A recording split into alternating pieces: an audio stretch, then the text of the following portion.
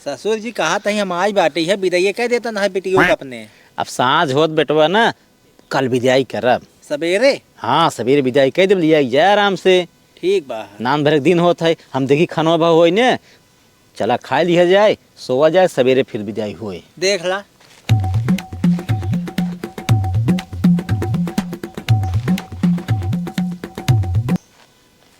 यज्ञ के फैले स्कूल हमारे तो फैला ससुर जी।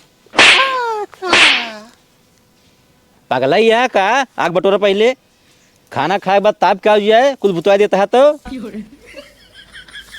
चला खाना खा अब। बाबू देखा सवेर हो के बाटे है। हाँ। विदाई कह हम ले चला जाए जाना, नींद भर दिन होत है। हाँ सही का, दिन बहुत छोट होत है, रैया खानवा देखी होई गए खाए ले, ओकर विदा कह देते है। हाँ ठीक बा। ठीक देख का बताई।